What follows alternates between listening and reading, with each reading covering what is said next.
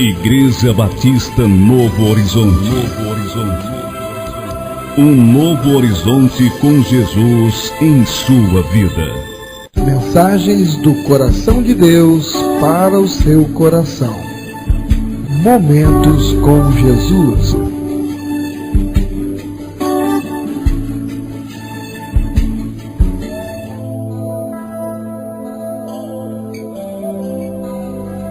Porque a palavra de Deus é viva e eficaz, e mais cortante do que qualquer espada de dois gumes, e penetra até o ponto de dividir alma e espírito, juntas e medulas, e é apta para discernir os pensamentos e propósitos do coração. Vamos ouvir agora a mensagem da Bíblia.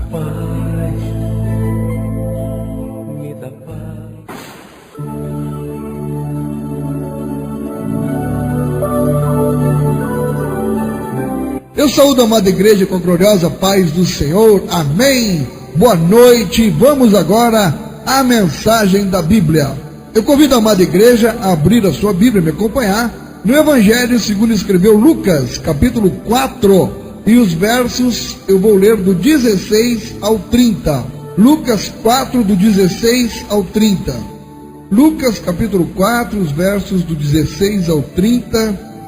Diz assim na santa e gloriosa palavra do Senhor: indo para Nazaré, onde fora criado, entrou num sábado na sinagoga, segundo o seu costume, e levantou-se para ler. Então lhe deram o livro do profeta Isaías, e abrindo o livro, achou o lugar onde estava escrito: o Espírito do Senhor está sobre mim, pelo que me ungiu para evangelizar os pobres. Enviou-me para proclamar libertação aos cativos e restauração da vista aos cegos, para pôr em liberdade os oprimidos e apregoar o ano aceitável do Senhor. Tendo fechado o livro, devolveu-o ao assistente e sentou-se. E todos na sinagoga tinham os olhos fitos nele. Então passou Jesus a dizer-lhes: hoje se cumpriu a escritura que acabais de ouvir. Todos lhe davam testemunho e se maravilhavam das palavras de graça que lhe saíam dos lábios. E perguntavam: não é este o filho de José? Disse-lhes Jesus: sem dúvida, citar-me-eis este provérbio: médico, cura-te a ti mesmo. Tudo o que ouvimos ter se dado em Cafarnaum, faze-o também aqui na terra. E prosseguiu: de fato, vos afirmo que nenhum profeta é bem recebido na sua própria terra.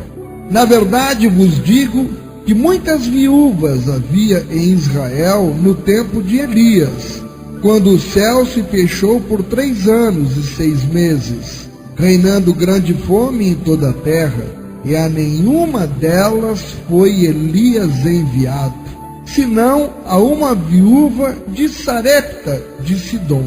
Havia também muitos leprosos em Israel nos dias do profeta Eliseu, e nenhum deles foi purificado, senão Naamã, o sírio. Todos na sinagoga, ouvindo estas coisas, se encheram de ira, e levantando-se, expulsaram-no da cidade, e o levaram até ao cimo do monte sobre o qual estava edificada, para de lá o precipitarem abaixo. No verso 30 diz: Jesus, porém, passando por entre eles, retirou-se. Louvado seja o nome do Senhor. Senhor, nosso Deus e amado Pai, Pai eterno, Pai querido, graças te damos, Senhor, por tua presença que já se faz sentir em nosso meio. Obrigado, Senhor, pelo teu Santo Espírito que aqui está, nos orientando e nos dirigindo para a honra e a glória do teu nome. Venha, Paizinho, me usar, perdoa os meus pecados e venha nos ensinar através da tua palavra. Te oramos e te agradecemos em nome de Jesus. Amém. A missão de Cristo. Nem todas as pessoas conseguem compreender qual foi exatamente a missão de Cristo aqui na terra. Após o nascimento de Jesus, em razão da perseguição de Herodes, Deus orientou José para que fosse com Maria e o menino Jesus para o Egito. Alguns anos mais tarde, enquanto eles permaneciam no Egito, Herodes morreu. E novamente, orientado pelo Espírito, José volta para a Palestina, indo residir em Nazaré da Galileia, onde o menino Jesus cresceu. Nesta cidade, Jesus viveu até aproximadamente seus 30 anos, quando iniciou então seu ministério aqui na terra.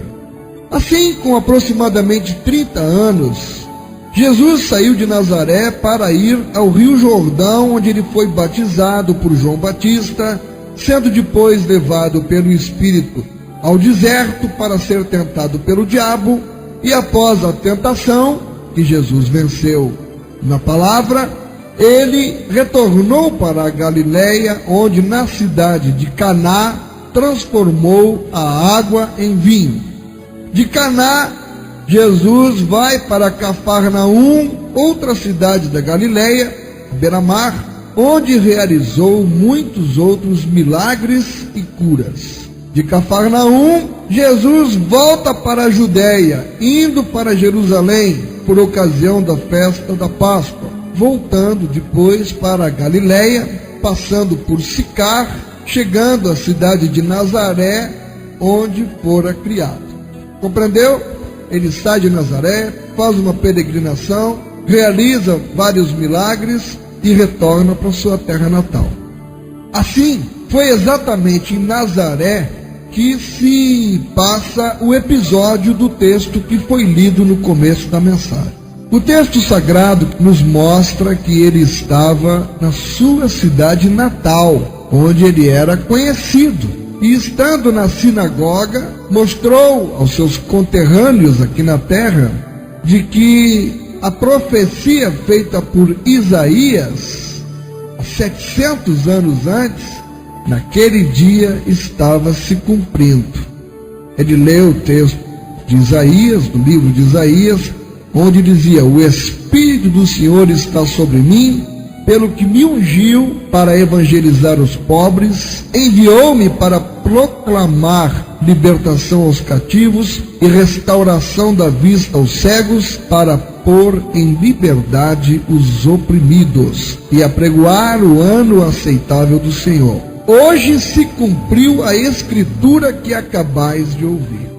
Nós podemos resumir esse texto utilizando 3 verbos principais. Primeiro, reivindicar.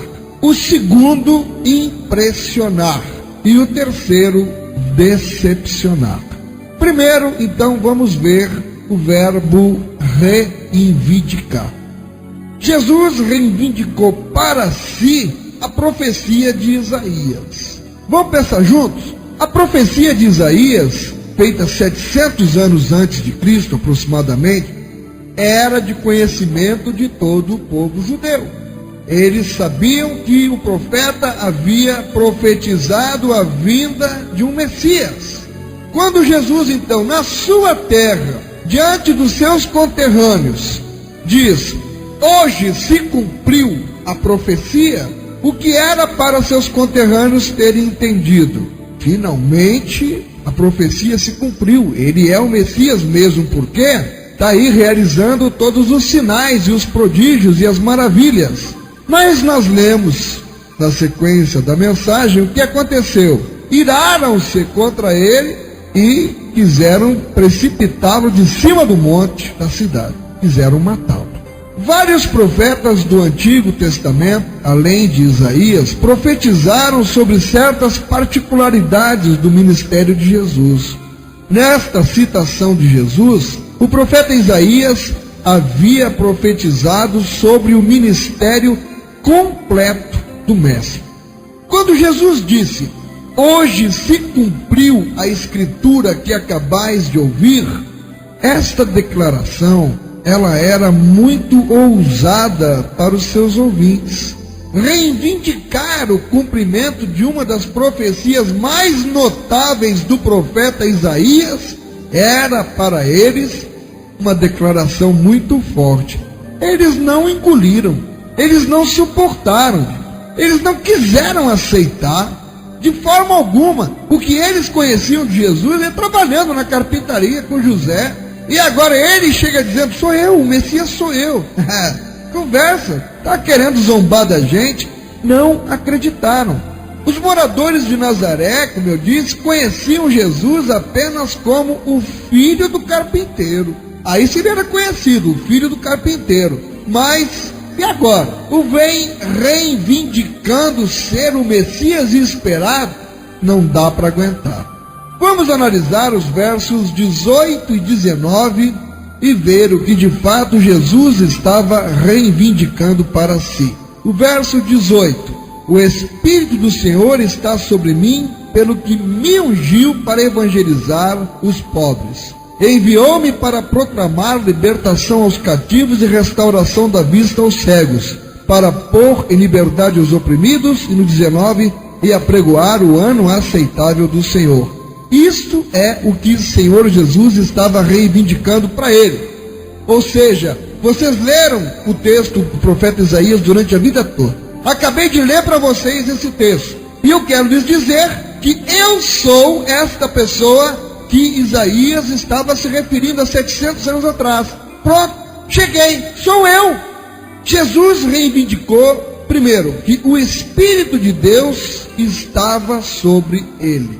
Outras passagens das Escrituras confirmam esta verdade. Vamos dar um passeio pela Bíblia. Vamos ver outras passagens das Escrituras onde nós vamos comprovar esta verdade. Mateus 3,16. Batizado Jesus, saiu logo da água, e eis que se lhe abriram os céus, e viu o Espírito de Deus descendo como pomba, vindo sobre ele. Aleluia. Já durante o batismo do João Batista. João 1,32. E João testemunhou, dizendo: vi o Espírito descer do céu como pomba e pousar sobre ele. Jesus reivindicou também que o Espírito de Deus o havia ungido para evangelizar os pobres. Irmãos, ungir significa derramar óleo sobre. O óleo no Antigo Testamento, ele tinha o símbolo do Espírito Santo. E Jesus, ele foi ungido pelo Espírito Santo. Vamos ver na Bíblia?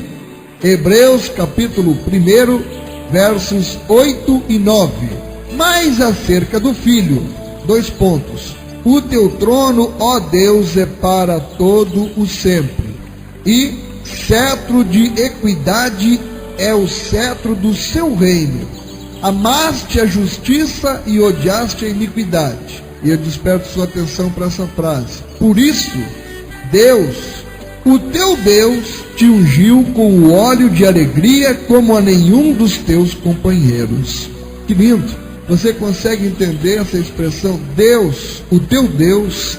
Como é que nós entendemos? Por isso, Deus, o teu Deus. Jesus é Deus. E quem era o Deus dele? O Pai. Por isso, Jesus, Deus, o teu Deus, o Pai, te ungiu com óleo da alegria. O que é o óleo da alegria? É o óleo do Espírito. Atos, capítulo 10, verso 38. Como Deus ungiu a Jesus de Nazaré com o Espírito Santo e com o poder, o qual andou por toda parte fazendo o bem e curando a todos os oprimidos do diabo, porque Deus era com ele. Em relação a esse ministério de Jesus entre os pobres, nós encontramos no Novo Testamento um vasto material. Lucas capítulo 6, verso 20. Então, olhando ele para os seus discípulos, disse-lhes: bem-aventurados vós, os pobres, porque vosso é o reino de Deus. Mateus capítulo 11, versículo 5. Os cegos vêm, os coxos andam, os leprosos são purificados, os surdos ouvem, os mortos são ressuscitados, e aos pobres está sendo pregado o Evangelho. Confrontem essas passagens que eu estou acrescentando e mostrando na Bíblia com o que Jesus estava reivindicando para si, lá na sua terra, em Nazaré. Tudo que ele estava dizendo hoje se cumpriu. Ao longo de toda a Bíblia nós vamos ver que realmente ele estava falando a verdade. Era ele o Messias prometido. Jesus reivindicou também para si o ministério de proclamação de liberdade aos cativos. Isto envolve a libertação das pessoas que estão prisioneiras pelas forças do inimigo. Sem Cristo, todos são prisioneiros de Satanás. Em João 8,32, e conhecereis a verdade, e a verdade vos libertará. Vamos pensar junto. Você já parou para meditar nesse texto? Conhecereis a verdade vos libertará. Todo mundo sabe de cor. A verdade vos libertará. Então ele está pressupondo que todos nós somos prisioneiros, que precisamos ser libertos, e que para sermos libertos precisamos conhecer a verdade, porque conhecendo a verdade nos libertará. Sem a verdade, estamos todos prisioneiros. E a verdade vos libertará. É mesmo. Se vai libertar, porque eu estou preso. E eu preciso da verdade para ser liberto. Aleluia. Romanos 8, verso 2. Porque a lei do Espírito da vida em Cristo Jesus te livrou da lei do pecado e da morte. Amém. Aleluia. Jesus reivindicou também para si o ministério de dar vistas aos cegos. Isto, eu desperto a sua atenção, envolve tanto a cegueira física como também a cura da cegueira espiritual. Vamos para João, capítulo 9, os versos dos 5 ao 7. Ele disse: enquanto estou no mundo, sou a luz do mundo. Dito isso, cuspiu na terra e, tendo feito lodo com a saliva, aplicou aos olhos do cego, dizendo: vai, lava-te no tanque de Siloé, que quer dizer enviado. Ele foi, lavou-se e voltou vendo. João 9, do 39 ao 41. Prosseguiu Jesus: eu vim a este mundo para juízo, a fim de que os que não veem vejam, e os que veem se tornem cegos. Aqui já complicou um pouco. Os que não veem vejam, e os que veem se tornem cegos. No verso 40, alguns dentre os fariseus que estavam perto dele perguntaram-lhe: acaso também nós somos cegos? No 41, respondeu-lhes Jesus: se fosseis cegos, não teríeis pecado algum. Mas porque agora dizeis, nós vemos, subsiste o vosso pecado. Ele está falando aqui, no sentido figurado, da cegueira física e da cegueira espiritual. Os fariseus tinham a cegueira espiritual. Eles viam com os olhos materiais, mas eles não conseguiam enxergar com os olhos espirituais. Então, e aqueles que veem, na verdade, os que acham que veem alguma coisa, mas são cegos espirituais. Ele veio para abrir a visão dos cegos carnais, mas principalmente a visão dos cegos espirituais. Jesus reivindicou também para si o ministério de soltura dos oprimidos. Significa o quê? Se a soltura dos oprimidos é colocá-los em liberdade. Opressão aqui está mais ligada aos problemas que enfrentamos no dia a dia e que acabam nos levando à depressão, que acabam nos levando à ansiedade. Ele veio para dar liberdade aos oprimidos, soltar os oprimidos. Mateus 11, 28 ao 30. Vinde a mim todos os que estáis cansados e sobrecarregados, e eu vos aliviarei. Tomai sobre vós o meu jugo e aprendei de mim, porque sou manso e humilde de coração, e achareis descanso para a vossa alma, porque o meu jugo é suave e o meu fardo é leve. Ele veio para nos aliviar destas opressões. Se agarrando com Jesus mesmo, lançando sobre ele as ansiedades, e ele tira essa opressão. Eu quero acreditar que, comparando com talvez uma hora atrás, você, pelo fato de ter vindo, de estar aqui, ter louvado, se alegrado na presença do Senhor, se derramado na presença dele, orado, buscado a ele, eu sei, eu sinto, e ele já te aliviou. Não aliviou? Eu também cheguei aqui tão cansado, tão carregado, mas estou com vontade de sair pulando daqui, glória a Deus. Temos mais alguém que também está se sentindo mais aliviado? É a presença do Senhor na nossa vida, é a presença.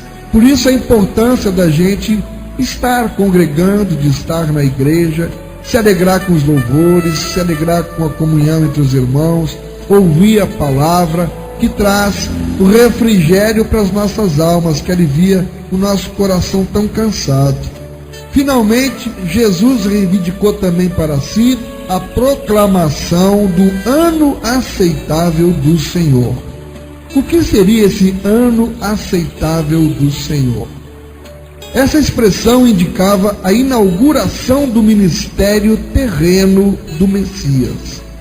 E quando ele diz a proclamação do ano aceitável do Senhor, era exatamente uma expectativa que havia, que remetia para quando o Messias estivesse na terra e começasse o seu ministério terreno.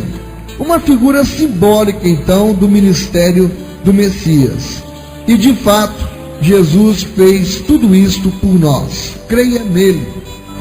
O primeiro verbo foi, então, reivindicar. O segundo que eu falei seria o verbo impressionar. Vamos ver, no verso 20, a Escritura nos ensina, no nosso texto de Lucas, capítulo 4, o seguinte: tendo fechado o livro, devolveu ao assistente e sentou-se, e todos na sinagoga tinham os olhos fitos nele. É claro, pensa comigo, o homem chega, entra na sinagoga na terra natal dele, onde ele era conhecido por todos, pega o livro, lê o texto de Isaías e diz para as pessoas: hoje se cumpriu isso aqui, sou eu o Messias. É claro que todo mundo fica olhando para ele sem querer acreditar no que está ouvindo. Todos os presentes, então, à reunião na sinagoga, tinham os olhos fitos nele. O vocábulo aqui traduzido por fitos, os olhos fitos nele, tem o sentido de suspense. É o mesmo que eu soltar uma bomba aqui, todo mundo parado, fica me olhando para ver o que vai acontecer. O que ele fez foi literalmente, soltou uma bomba, e todos tinham os olhos fitos nele, aquele suspense, aquela admiração. Todos ficaram impressionados. É aquela contemplação ansiosa, tal como o povo, por exemplo, contemplou a Moisés, quando Moisés desceu no Monte Sinai. No verso 22, nós temos 3 expressões que demonstram a impressão que Jesus causara aos seus ouvintes. Primeira, todos lhe davam testemunho. Esta frase indicava as declarações e as reações favoráveis que estava tendo a respeito dele. Irmão, pensa comigo, muita gente fala bem de Jesus, mas ficam só nisso. Se admiravam das palavras de graça que saíam da sua boca. Isso indicava que eles estavam contentes, admirados, alegres, regozijantes, ao ouvirem coisas tão belas que saíam da boca de Jesus. Irmãos, ainda hoje, muitos se admiram da palavra de Jesus, mas ficam só nisso.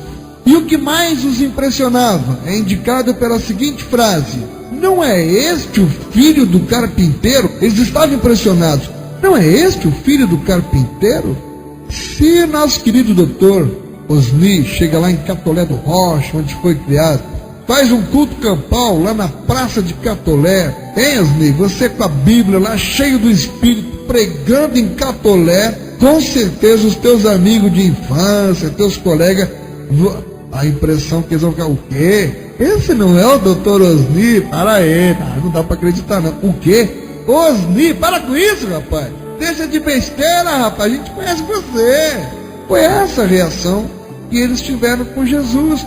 Não é este o Jesus, o filho do carpinteiro? Ele estava acostumado com o filho do carpinteiro. E agora vem falando estas coisas extraordinárias. E se perguntavam certamente de onde viria aquela sabedoria. Irmãos, em muitas ocasiões a palavra de Deus nos mostra que Jesus impressionava os seus ouvintes com o ministério de poder que realizava. Vamos ver? Marcos capítulo 4, verso 41. Diz assim: quem é este que até o vento e o mar lhe obedecem? Vejam como as atitudes, os gestos, as palavras causavam admiração nas pessoas. Quem é este que até o vento e o mar lhe obedecem? Marcos 7,37. Maravilhavam-se sobremaneira, dizendo: tudo tem feito esplendidamente bem. Não somente fez ouvir surdos, mas falar mudos. E Mateus 22,33. As multidões se maravilhavam de sua doutrina. Marcos 1,22. Maravilhavam-se da sua doutrina, porque os ensinava como quem tem autoridade e não como os escribas. Irmãos, não basta ficarmos impressionados pelo que Jesus realizou e ensinou. Nós precisamos tomar estes ensinos para nós e aplicá-los nas nossas vidas. E por fim, o verbo decepcionar. Jesus cita um provérbio muito conhecido deles. Ele disse: médico, cura-te a ti mesmo. Era exatamente isso que passava pelas cabeças deles. Ou seja, o fato que ele deveria fazer em sua cidade os mesmos sinais e milagres que fizera na vizinha cidade de Cafarnaum. Pensa comigo, em Nazaré ele não fez milagre, mas em Cafarnaum ele fez muitos. Mas as pessoas queriam ver ele fazendo milagre. E ele, conhecendo os seus pensamentos, cita um provérbio muito conhecido: médico, cura-te a ti mesmo. Com esse sentido, por que você não está fazendo aqui os mesmos sinais, os mesmos efeitos que você fez em Cafarnaum? Mas Jesus prosseguiu falando outro provérbio: nenhum profeta é bem recebido em sua terra. O que indicava o seguinte: eles queriam os sinais, mas eles estavam rejeitando o profeta que fazia os sinais. As pessoas hoje querem ver os sinais, as pessoas querem as bênçãos, mas não querem aceitar aquele que é o dono da bênção. Não é possível operar sinais no meio da incredulidade e no meio da rejeição. Em Mateus 13:58, a palavra de Deus nos confirma esta verdade: e não fez ali muitos milagres por causa da incredulidade deles. Tem fé, é impossível agradar a Deus. Na ausência da fé, como os milagres acontecem? Os versos 25 e 26, Jesus prossegue lembrando-lhes dois eventos históricos. Vamos ler os versos 25 e 26 do nosso texto em Lucas 4. Na verdade vos digo que muitas viúvas havia em Israel no tempo de Elias, quando o céu se fechou por 3 anos e 6 meses, reinando grande fome em toda a terra, e a nenhuma delas foi Elias enviado, senão a uma viúva de Sarepta de Sidom. É verdade, que fato impressionante. 3 anos e meio sem chuva, a fome assolava Israel, e o profeta Elias não foi enviado a nenhuma viúva de Israel. Ele foi enviado a uma viúva de outra terra, Sarepta, em Sidom. Ele foi enviado para outra viúva, mas nenhuma na terra de Israel, que era a terra de Deus, recebeu a visita do profeta.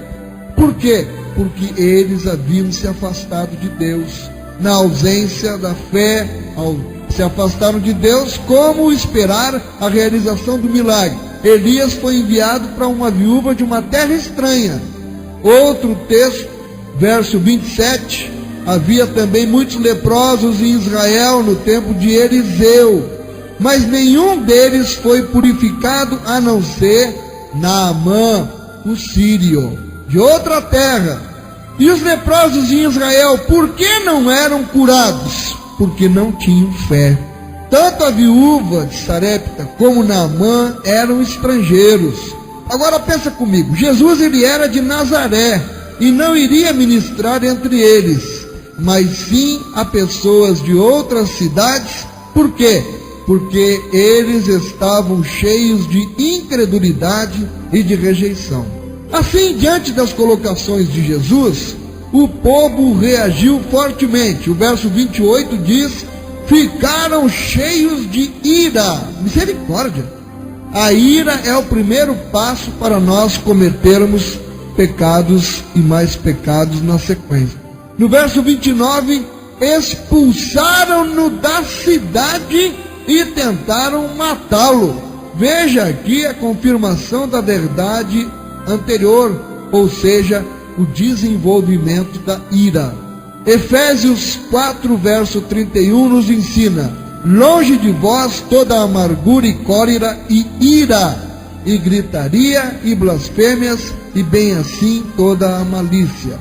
Colossenses capítulo 3, verso 8, continua nos ensinando: agora, porém, despojai-vos igualmente de tudo isto: ira, indignação, maldade, maledicência, linguagem obscena do vosso falar.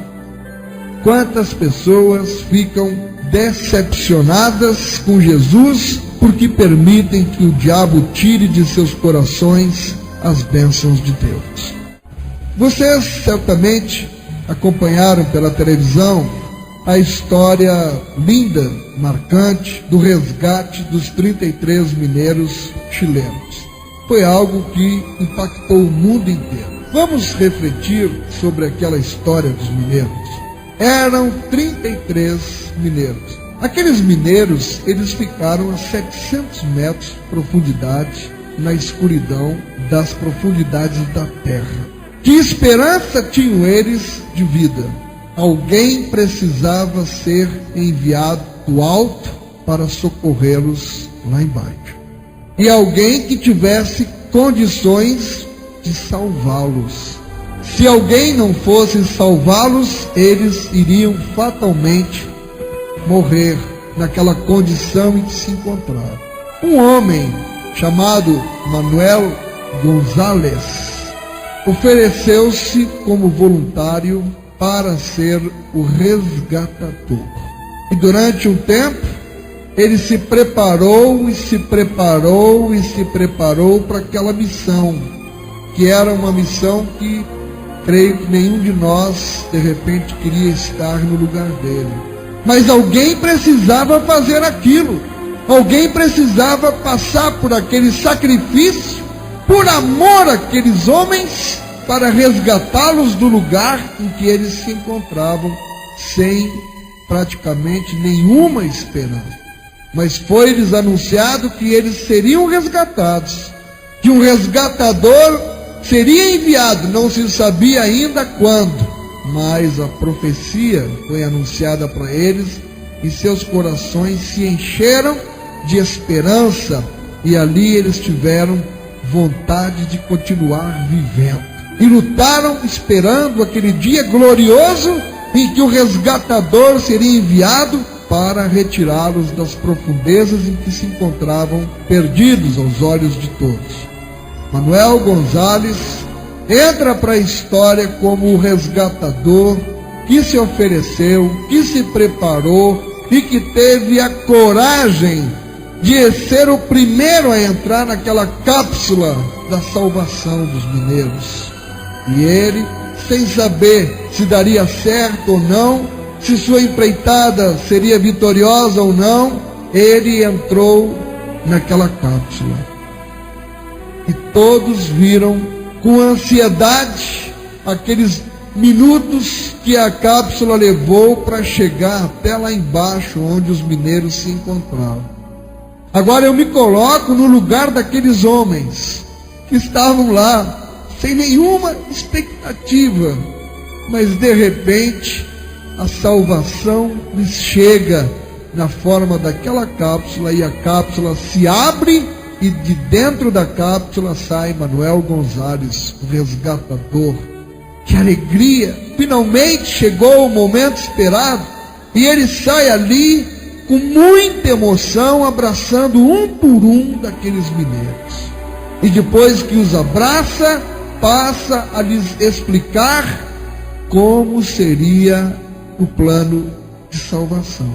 Anunciou, mostrou passo a passo, e explicou que eles teriam que passar por um caminho muito estreito, apertado, mas era o único que os levaria à salvação. E os mineiros ali tiveram a opção: confiar no que Manuel Gonzalez estava lhes dizendo e aceitar entrar na cápsula que os levaria para a vida novamente, ou dizer: eu não quero, eu viro as minhas costas, prefiro ficar na condição que eu estou. Os mineiros, como nós vimos, poderiam ter recusado, mas todos aceitaram passar pelo aperto daquela cápsula, naquele túnel, o caminho apertado, mas optaram pela salvação e correram para o abraço com o presidente. Que lição Deus deu à humanidade nos últimos tempos que nós já estamos vivendo. Porque poucos dias depois, em outra mina, os mineiros morreram. Mas Deus quis falar ao mundo, quis falar com todos nós naquela mensagem que talvez tenha passado despercebida para muitos. Porque um dia aconteceu a mesma coisa com esta humanidade que estava fadada à morte. Nós não merecíamos nada, nós estávamos condenados à morte. Satanás só esperando a gente morrer para nos levar para o inferno, como estava acontecendo com aqueles mineiros.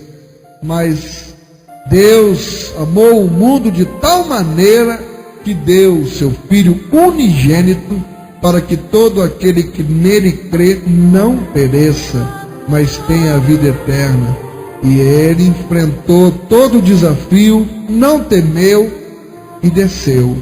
Desceu por amor a nós. Jesus fez o papel que Manuel Gonzalez fez ao descer para resgatar os mineiros. O Pai também nos espera. E espera que nós tenhamos a coragem de aceitar a Jesus, de entrarmos na cápsula da salvação que Ele nos ofereceu com a sua vinda aqui na terra, aceitando todo o plano de salvação que Ele nos ensinou, e que possamos também um dia sairmos do caminho estreito para o abraço com o Pai. Cristo, nesta noite, Ele te liberta da opressão, Ele te liberta do jugo de Satanás e te dá uma nova visão, uma nova vida. Por isso, não fique apenas impressionado com Jesus, mas receba tudo o que Ele tem para te dar. Lembre-se que se você crer de fato, você nunca ficará decepcionado com Jesus, porque a decepção com Jesus, ela só vem através da incredulidade. E eu encerro com os dizeres de João capítulo 10, versículo 10. O ladrão vem somente para roubar, matar e destruir. Mas Jesus nos lembra que Ele veio para que nós tenhamos vida e a tenhamos em abundância. Que o Senhor aplique a porção desta palavra em cada coração e que de uma vez por todas tomemos a decisão de aceitar a salvação que só existe através de Cristo Jesus. Que Deus abençoe a igreja em nome de Jesus.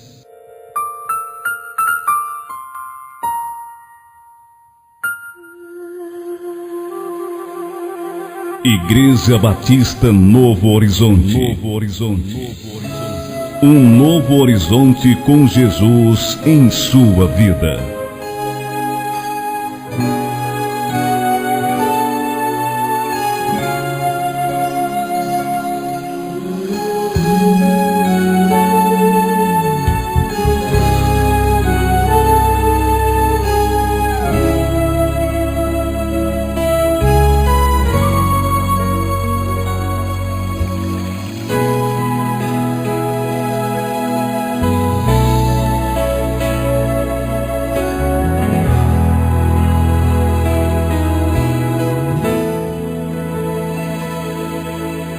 dia Deus olhou do céu e concluiu que com o tempo o homem se perderá. Era preciso o maior dos sacrifícios pelo resgate. Não havia outra maneira. Alguém perfeito tinha que pagar o preço para anular da terra toda a maldição. Comprar com sangue as mãos do inimigo, trazer para Deus a sua criação. Então Deus disse: tem que ser alguém que tenha muita fé. Nesse momento Abraão ficou de pé. Deus disse não. No grande livro está escrito: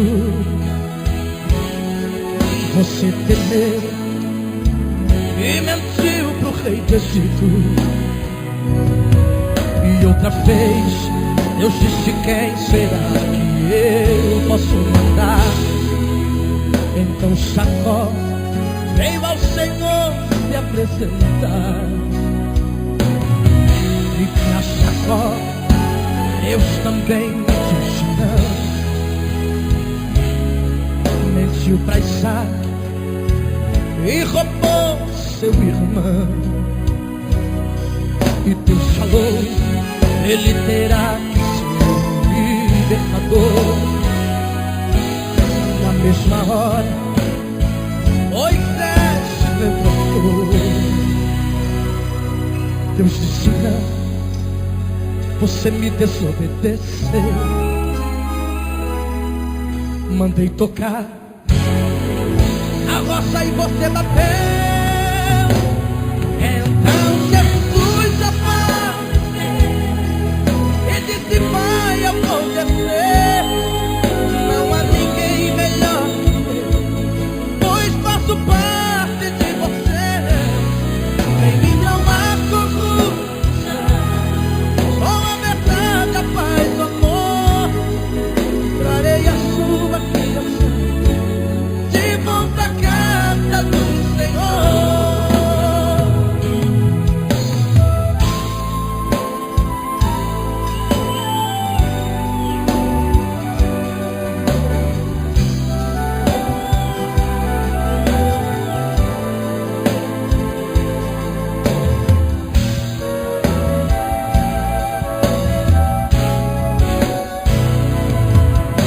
Deus falou: ele terá que ser libertador. Na mesma hora Moisés se levantou.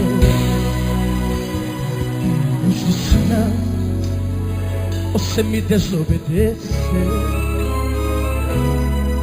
Mandei tocar na rocha e você bateu.